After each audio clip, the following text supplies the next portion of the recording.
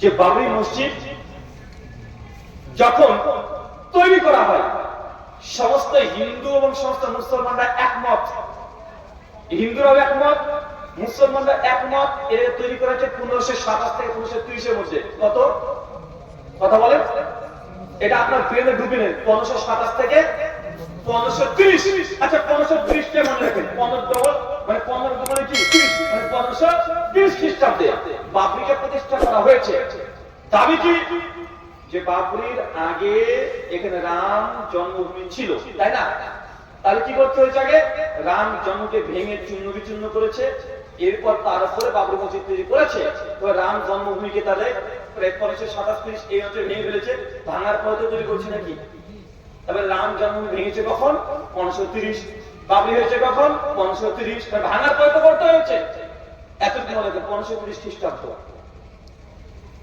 আমার একটা প্রশ্ন কি জানেন, এত বড় একটা রাম মন্দিরকে ভেঙে ফেলবে, আর ভারতবর্ষের তৎকালীন সেই সময়কার কোন ইতিহাসবিদ কি ছিলেন না?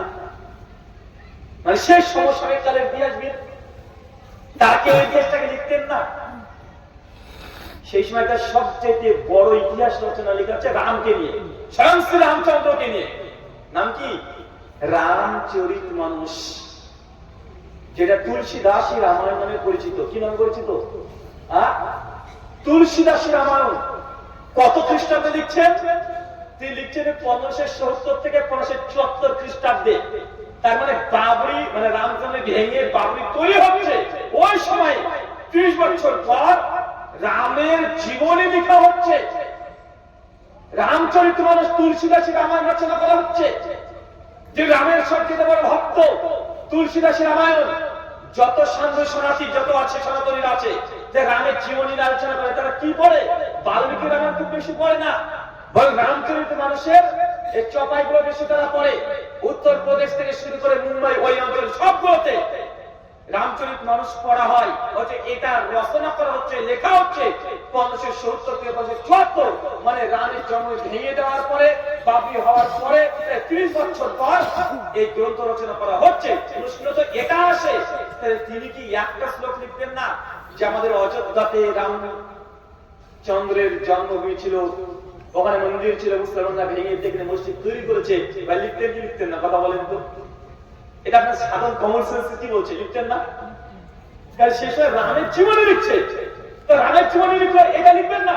আর রামের সব কিছু লিখছে, সীতা কিভাবে হরণ হয়েছে, সীতাকে কিভাবে রাবণ তুলে নিয়ে গেছে, সীতাকে কিভাবে অগ্নি পরীক্ষা দিতে হয়েছে, রামচন্দ্র কিভাবে বনবাসে গিয়েছে, হনুমান কিভাবে ব্রিজ তৈরি করেছে, ডিটেইলস জীবনী আছে।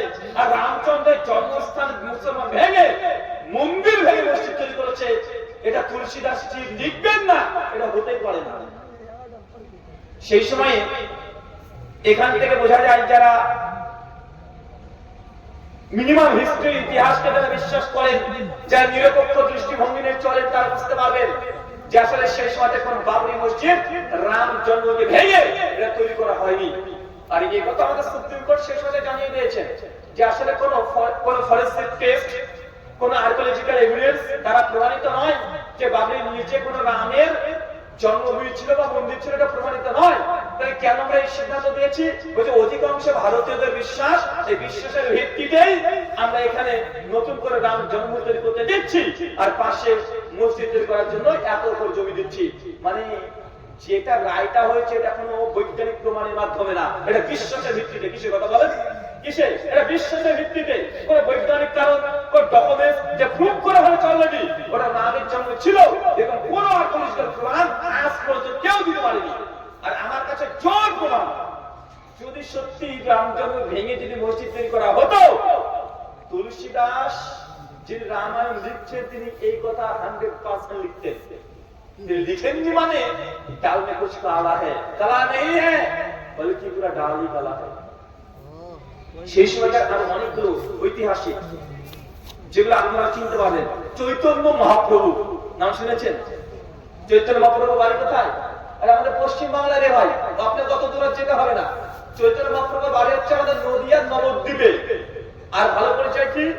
হিন্দু দাদারা, সনাতনী দাদারা যখন নাম যজ্ঞ করছে, তাদের পোস্টারে দেখবেন দুইজন ছবি দেওয়া থাকে, মাথাতে কোনো চুল নেই, খালি গায়ে আছে, আছে, একটু ধুতি পরে আছে, হাতটাকে এইভাবে উপর করে আছে। দেখেন না একজন ছবি আছে, ওনার নাম হচ্ছে নিমাই চৈতন্য মহাপ্রভু। উনি 1535 খ্রিস্টাব্দে মৃত্যুবরণ করছে। কত খ্রিস্টাব্দে? 1535 খ্রিস্টাব্দে। আর রাম জন্ম ভেঙে বাবরি মসজিদ তৈরি হয়েছে কখন? 1530 খ্রিস্টাব্দে। চৈতন্য মহাপ্রভু তিনি গোটা ভারতবর্ষে ধর্ম প্রচার করেছেন। চৈতন্য মহাপ্রভুর নামে চৈতন্য ভাগবত গ্রন্থ মজুদ আছে, চৈতন্য চরিত্রামৃত মজুদ আছে বড় বড় 3 খণ্ডে। চৈতন্য মহাপ্রভু সেই সময়তে বাংলা থেকে একদম উত্তরপ্রদেশ পর্যন্ত, উড়িষ্যা পর্যন্ত সব জায়গায় তিনি ধর্ম প্রচার করেছেন। তাহলে তিনি কি একটা কথা লিখতেন না যে আমাদের এই সময়ে রামের জন্মভূমিকে মুসলমানরা ভেঙে মন্দির করেছে, মসজিদ করেছে? বলতেন কি বলতেন না? কথা বলে। আর চৈতন্য মহাপ্রভুর সময় আমি এই জন্য বলেছিলাম কোন মন্দিরকে ভেঙে মসজিদ করেছে ইতিহাস খুঁজে বের না করে সনাতনী হিন্দু দাদাদের কাছে আমার আকুল অনুরোধ যে চৈতন্য মহাপ্রভুকে সেই দিন পুরীতে জগন্নাথ মন্দিরের মধ্যে কে হত্যা করেছে, কে হত্যা করেছে সেই দিন, এটা প্রমাণ করে না। ছোট্ট করে আপনাকে বলে রাখি, চৈতন্য মহাপ্রভু একজন হিন্দু মুসলমান এই ভ্রাতৃত্ব রক্ষা করে চলতেন, উদার মনের মানুষ। যেন ব্রাহ্মণরা মুসলমানদের উপরে জুলুম অত্যাচার করছিল এবং সূর্যের উপরে জুলুম অত্যাচার করছিল, ওই সময় চৈতন্য মহাপ্রভু তিনি এসেছিলেন এবং হিন্দুদের মধ্যে জাত পাত সব ভেঙে দিয়েছিলেন। মানে কোনো জাত নেই, কোন জাত পাত সব কিছু তিনি ভেঙে দিয়েছে। ব্রাহ্মণ বৈশ্য শূদ্র বলে কেউ নেই। তিনি এই মতবাদ যখন প্রচার করতে শুরু করলেন এবং চৈতন্য মহাপ্রভু তার ধর্ম প্রচার ভক্তি আন্দোলন নামে পরিচিত আছে, এত জোরপূর্বক হয়েছে, তার ভক্ত সঙ্গে মুসলমানরা হয়েছিল। চিন্তা করতে পারছেন? মুসলমানরা শিষ্য হয়েছে আর তিনি হিন্দু মুসলমানকে নিয়ে সেই সময় পশ্চিম বাংলা এই অঞ্চলগুলোতে ধর্ম প্রচার করতেন।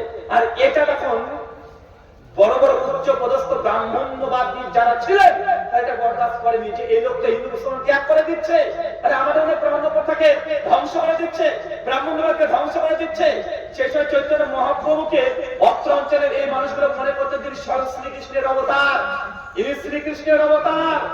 আর ব্রাহ্মণরা ভয় পেয়েছিল যদি সত্যি শ্রীকৃষ্ণের অবতার হয় তাহলে যেই জগন্নাথ মন্দির যেটা আছে, আপনি তোমাদের জগন্নাথ মন্দির কিছু দীঘাতে তৈরি করছে, এটা তো ডুপ্লিকেট। আসল জগন্নাথ মন্দির কোথায়? কোথায়? পুরীতে। পুরীতে হচ্ছে আসল জগন্নাথ মন্দির। তো 1534 খ্রিস্টাব্দে চৈতন্য মহাপ্রভু সেই দিন গিয়েছিলেন পুরীর জগন্নাথ মন্দিরে। সন্ধ্যা 5:45 তিনি যখন প্রবেশ করেছিলেন, তার সঙ্গে অনুসরণ ছিলেন গদাধর, তিনি ছিলেন তার শিষ্য, 3 জন একসঙ্গে গিয়েছিলেন। হঠাৎ করে 5:45 দরজা বন্ধ হয়ে যায়, দরজা আর খোলে না। রাত্রে 10টার পর দরজা খুলেছে। যখন চৈতন্য মহাপ্রভুর শিষ্যরা মন্দিরে ঢুকেছে, ঢুকে দেখে চৈতন্য মহাপ্রভু নাই, খুঁজে পাইনি, তার আর পাইনি। প্রায় 5 ঘন্টা সেদিন মন্দিরের দরজা বন্ধ ছিল। কি হয়েছিল সেই দিন জগন্নাথ মন্দিরে? কি হয়েছিল এই ইতিহাসটা আগে বের করতে হবে। পরবর্তী সময় মসজিদের মন্দিরের কিছু পান্ডা যারা ছিল তারা বলেছেন যে চৈতন্য মহাপ্রভু এত ভক্ত, তুই জগন্নাথ এই মূর্তির সঙ্গে বিলীন হয়ে গেছে। অথচ আনন্দবাজার পত্রিকা 2000 সালের সেপ্টেম্বর মাসে একটা আর্টিকেল ছাপিয়েছিল, জগন্নাথ মন্দিরকে যখন সংস্কার করেছিল ওখানে পুরীর, ওই সময় মন্দিরের ভেতর থেকে 3টা লাশ পাওয়া গিয়েছে। লাশের কঙ্কাল কয়টা? 3টা। তার মধ্যে একটা প্রায় 6 ফিট লম্বা। যারা চৈতন্য ভক্ত তারা হচ্ছে এটা থেকে বোঝা যায় এই কঙ্কালটা চৈতন্য মহাপ্রভু মন্দিরের মধ্যে পাওয়া গেছে। চিন্তা করতে পারছেন কি হয়েছিল সেই দিন? তাহলে আমাদের জোর দাবি চৈতন্য মহাপ্রভুকে সেই দিন ব্রাহ্মণবাদীরা মন্দিরের মধ্যে হত্যা করে মন্দিরের মধ্যে দাফন করে কবর করে রেখে দিয়েছে। এই ইতিহাস বা এই ঘটনা তদন্ত না করে কোন মন্দিরের মধ্যে, কোন মসজিদের মধ্যে মন্দির আছে এটা খুঁজে বেড়াচ্ছে যে চৈতন্য মহাপ্রভুকে তারা হত্যা করেছে। কথা বুঝতে পারলেন আপনি আমার? এই চৈতন্য মহাপ্রভু তিনি এত বড় বিখ্যাত একজন মানুষ, গোটা ভারতবর্ষকে তিনি ধর্ম প্রচার করেছেন। ইসকন দেখছেন, ইসকন ইসকন ইসকন ইসকন বুঝেন তো? হিন্দু দাদা ইসকন, এটা কারা? চৈতন্য মহাপ্রভু তারা ফলোয়ার, বৈষ্ণবী মতবাদ। শেষ উত্থান হচ্ছে অথচ চৈতন্য মহাপ্রভু রাম মন্দির ভেঙে বাবরি মসজিদ হয়েছে তিনি বলবেন না, এটা হতেই পারে না। হতে পারে না। সেই সময় যাজ্ঞবল্ক্যের সংহিতা রচনা করা হচ্ছে, ওই সময় শূন্য পুরাণ ইতিহাসের বলতে হিন্দুদের ইতিহাসের মধ্যে রচনা করা হচ্ছে। ভবিষ্যৎ পুরাণের মধ্যে বাবরের কথা লেখা আছে, আকবরের কথা লেখা আছে। হিন্দুদের যে অষ্টাদশ পুরাণ আছে, 18 পুরাণ, ভবিষ্যৎ পুরাণ একটা পুরাণ, ওখানে আকবরের দিনইলাহি যে তিনি তৈরি করেছেন যে মতবাদ, এই মতবাদের কথা লেখা আছে। তো যদি রামের জন্ম ভেঙে যদি মন্দিরকে মসজিদ করে দেয়, তো ভাই ভবিষ্যৎ পুরাণে লেখা থাকবে না। এটা হতে পারে? কথা বলেন। আমার চিন্তা এটাই যে আসলে ওখানে কোনোদিনই ছিল না, জোরপূর্বক বানানো হয়েছে। এখন তারপরে যদি যারা দাবি করে বলছে দেখেন আপনার মুসলমান শাসকরা তো অনেকে মন্দির ভেঙে মসজিদ তৈরি করেছে, অতএব বাবরি মসজিদের আগে যত রামের জন্ম ছিল তার কাছে জিতে গেছি, এখন আমাদের রামের জন্ম তৈরি হয়েছে, সমস্যা কোথায়? যার জিনিস সে ফিরে পেয়েছে। বলছে কি বলছে না? কথা বলে বলছে না? আমি একটা রিপোর্ট দেখাই আপনাকে, একটা রিপোর্ট দেখো।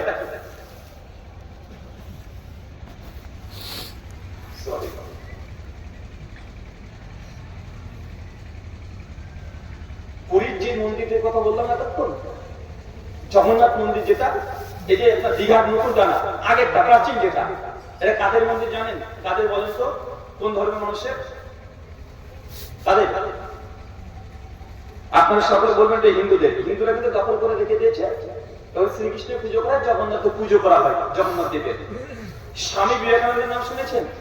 স্বামীজি, স্বামী বিবেকানন্দ তিনি প্রথম ভারতীয় একজন ব্যক্তি, হিন্দু ব্যক্তি, যিনি ভারতীয় হিন্দুদেরকে বলতে বলেছেন যে তোমরা গর্ব করে বলো হিন্দু। তিনি প্রথম যিনি ভারতের মাটি ত্যাগ করে বিদেশে গিয়ে হিন্দু ধর্মকে প্রচার করেছেন। আমেরিকার শিকাগো শহরে সর্বধর্মকে নিয়ে যখন কনফারেন্স হয়েছিল, ওকে তিনি সনাতন ধর্ম নিয়ে আলোচনা করে একটা আলোড়ন সৃষ্টি করে দিয়েছেন গোটা বিশ্ব জগতে। স্বামীজি যেখানে যেখানে বক্তব্য দিয়েছে, যত আলোচনা করেছে, সবগুলোকে নিয়ে একটা বই রচনা করা হচ্ছে। কলকাতা বেলুর মাঠ থেকে রামকৃষ্ণ মিশন ট্রাস্ট যেটা আছে, ওখান থেকে ছাপানো হয়েছে। ওটার নাম হচ্ছে স্বামী বিবেকানন্দের বাণী এবং রচনাবলী। এই দেখেন বইটা, বাণী এবং রচনাবলী, এই যে স্বামীজির বই। স্বামীজি কি বলছে একটু দেখেন। আমাদেরকে তো অভিযোগ আছে যে মুসলমানরা মন্দির ভেঙে মসজিদ তৈরি করে, তো হিন্দু দাদাদের ইতিহাস দেখি কি বলছেন দেখেন। এই যে স্বামী বিবেকানন্দের বাণী এবং রচনাবলী, পঞ্চম খণ্ড, 158 পৃষ্ঠা, রামকৃষ্ণ মিশন ট্রাস্ট থেকে এটাকে ছাপানো হয়েছে। কি বলছেন দেখেন। স্বামীজি একটা পত্রে জবাব দিতে বলছেন দেখেন, যাহারা ভারতের ইতিহাসের কিছুমাত্র জানেন তাহাদের নিকট পূর্বোক্ত বিবৃতি দ্বারা প্রমাণিত হয় যে পুস্তকখানি আগাগোড়া প্রতারণা। মানে একজন ব্যক্তির বই জবাব দিতে লিখছেন, দিলেন, এরপর লিখছেন কারণ জগন্নাথ মন্দির কি, কারণ ভারতে দেখেন দাগানো আছে, কারণ জগন্নাথ মন্দির একটা প্রাচীন বৌদ্ধ মন্দির, আমরা এটিকে এবং অন্যান্য বৌদ্ধ মন্দিরকে হিন্দু মন্দির করিয়া লইয়াছি। এরপর বলছেন এরূপ ব্যাপারে আমাদিগকে এখন অনেক করিতে হইবে।